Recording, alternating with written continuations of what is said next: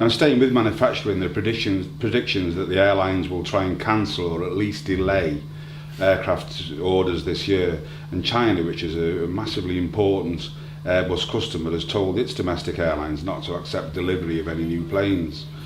Now, the largest airline financing companies are reducing what they lend, resulting in difficulties for smaller airlines to raise capital. Given that so many UK manufacturing jobs depend on Airbus, would the government be prepared to consider special measures to help the aircraft industry?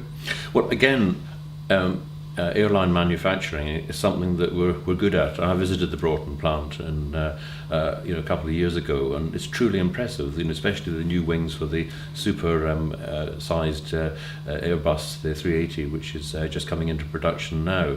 Again, it illustrates what I was saying about the car industry. The Chinese economy was growing astronomically, but has now slowed right down. They've got the same problems now as the rest of the world, and it's not surprising they're looking around saying, what can we hold back on?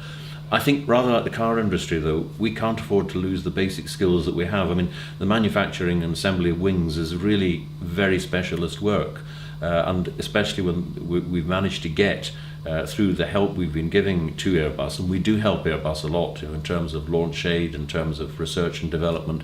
The next generation of wings, the carbon wings and so on, composite wings. This is where it will make a real difference. So yes, we are very committed, and we talk to Airbus all the time. We're very committed doing whatever we can. But there's two levels again. Yes, the governments can do so much, and it's important they do, to make sure we've got this capacity. The key thing, though, is to get the demand for aeroplanes in the first place going again, and that, as we do, it would need to, the demand for cars, and that's why it's so important that when all the major economies meet in London in the beginning of April, that we can hammer out a deal that helps get things going again. Okay, and one final question, if I may. When you, as a government, took office, according to the Conservatives, you were left with a wonderful economy, and they claim that nothing was put away for a rainy day. Is this Labour government the right government to take us forward? Well, as a matter of fact, we did actually cut the amount of debt that when we came into office. We cut it quite substantially.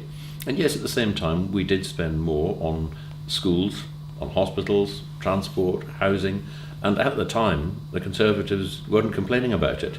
This is something they've come up with, much more recently.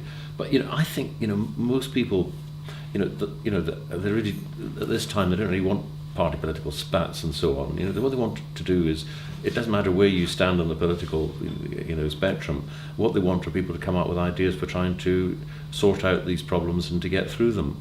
And I think we are very clear that government has got a role here. And that's accepted in most countries in the world. I think the Tories are isolated from that point. Doing nothing, letting the recession take its toll, that doesn't seem to me to make any sense at all. I do think that we will get through it, provided we make the right calls, provided we can get other countries as well as ourselves doing the same thing. And I believe that we will get through it and get back to a situation where our economy starts to grow again, and importantly, protect jobs, and see the jobs in the future. It's again, talking in the beginning of January in 2009, it's sometimes difficult to remember that the world economy will double in the next 20 years, and that's a fantastic opportunity when you consider the level of skills we've got. When you're talking about the Airbus workers, for example, aeroplanes will be needed in the future, cars will be needed in the future, and some of the goods that we manufacture will be needed in the future. You look at what's happened in the changes in Liverpool over the last 10, 15 years, Manchester, that there are a lot of good things going for us, and we need to keep hold of that, and we need to remember that. And even though we face huge difficulties now, as rather President Obama was saying yesterday, look at how far America has come, look at what it can do, and keep that in your mind. When you look at today's problems, the same with us. I think we can do an awful lot more, and we'll get through this. Right, Chancellor, I'm very, very grateful for your time. Thanks very much indeed. Thank you. Thank you.